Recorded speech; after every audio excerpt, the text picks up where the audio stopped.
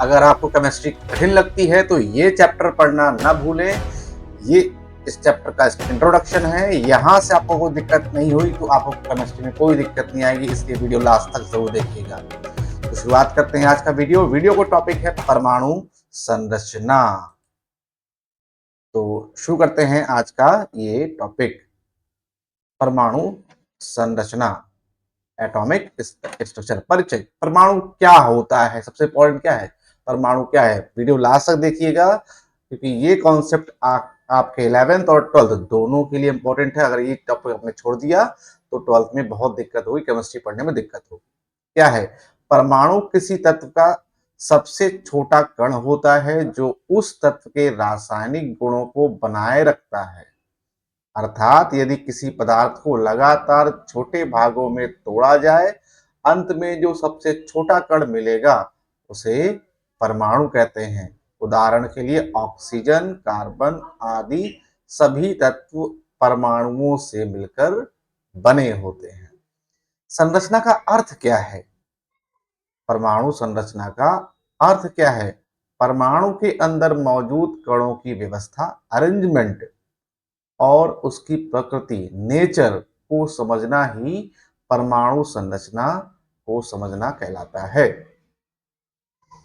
परमाणु मुख्यतः 3 कणों से मिलकर बने होते हैं। कौन कौन से वो 3 कण हैं? Electron, proton, neutron. इलेक्ट्रॉन पर आवेश -1 होता है। नाभिक के बाहर उपस्थित होता है। द्रव्यमान बहुत कम या ना के बराबर होता है। प्रोटॉन धनावेश होता है +1, नाभिक में पाया जाता है। 1 MU, 1 MU atomic mass unit के बराबर होता है। न्यूट्रॉन आवेश 0, उदासीन होता है, नाभिक में पाया जाता है और इस पर भी 1 एमयू का द्रव्यमान होता है। ठीक है। परमाणु के भाग, परमाणु के भाग, सबसे पहला होता है नाभिक। सबसे पहला क्या होता है? नाभिक। समझेंगे, ये परमाणु की संरचना ऐसी कुछ होती है। ये है आपका नाभिक, इसमें प्रोटॉन और न्यूट्रॉन पाए जाते हैं। इलेक्ट्रॉन इसके चारों ओर गति करते हैं। तो पहला पार्ट हम क्या पढ़ रहे हैं? नाभिक। परमाणु का केंद्र भाग नाभिक कहलाता है। तो ये केंद्र भाग है, ये हमारे लिए क्या है? नाभिक। इसमें प्रोटॉन और न्यूट्रॉन होते हैं। मैंने आपको जैसे बताया, इसमें प्रोटॉन और न्यूट्रॉन होते हैं। नाभिक का आवेश धनात्मक होता है। देखिए, प्रोटॉन पर धनावेश होता है और न्यूट्रॉन पर आवेश नहीं होता है। तो कुल मिला के ओवरऑल नाभिक कैसा होता है?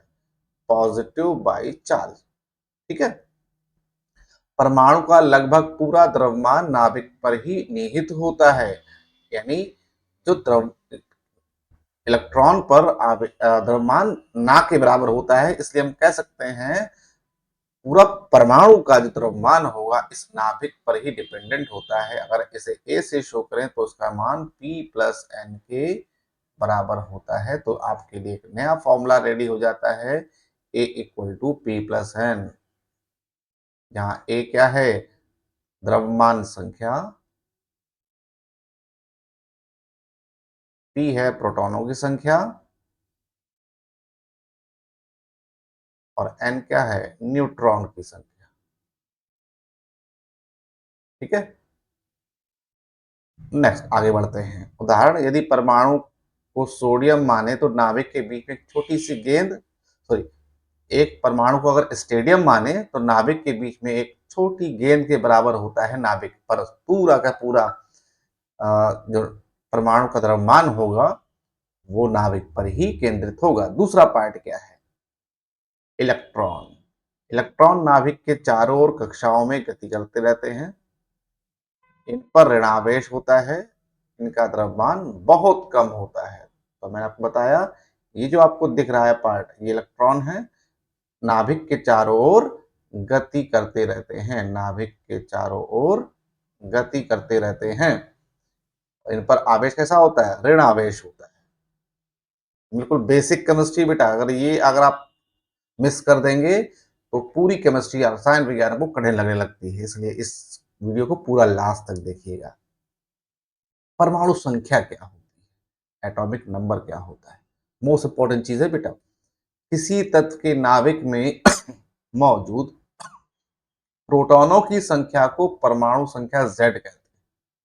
ठीक है, यानी अगर एटॉमिक नंबर जो होता है उसे हम Z से दिखाते हैं और प्रोटॉन को दिखाते हैं P से। किससे दिखाते हैं? P से। तो A बराबर सॉरी Z बराबर क्या हो जाता है? P होता है। और उदासीन अगर परमाणु हो तो जितने इलेक्ट्रॉन होंगे उतने ही प्रोटॉन भी होते हैं। ठीक है, इसके बारे में आगे हम चर्चा करेंगे। एग्जाम्पल के लिए हाइड्रोजन का परमाणु क्रमांक 1 है, हीलियम का 2 है, ऑक्सीजन का 8 है। ये आपको 30 तक याद होने चाहिए। गूगल करके 30 तक आपको लर्न कर लेंगे। अगर नहीं कर पाएंगे तो उसका भी वीडियो मैं आपको बना के भेजूंगा, कैसे ट्रिक के साथ याद कर पाएंगे। ठीक है, नेक्स्ट इंपॉर्टेंट चीज, ऑलरेडी इसके बारे में थोड़ा बता दिया मैंने, द्रव्यमान संख्या, मास नंबर या एटॉमिक मास, नाभिक में मौजूद प्रोटॉन और न्यूट्रॉन की कुल संख्या को द्रव्यमान संख्या कहते हैं। सूत्र एटॉमिक मास, एक mass number equal to protons plus neutron. हमने आपको वही बताया था, A equal to P plus N, और इस फॉर्मूले को भूलना नहीं है। तो दो फॉर्मूले हमने पढ़े, A equal to P plus N और एक कौन सा था? E equal to P equal to Z। इससे न्यूमेरिकल लगाए जाएंगे बेटा। ठीक है, इसको अच्छे से राइट डाउन कर लेंगे।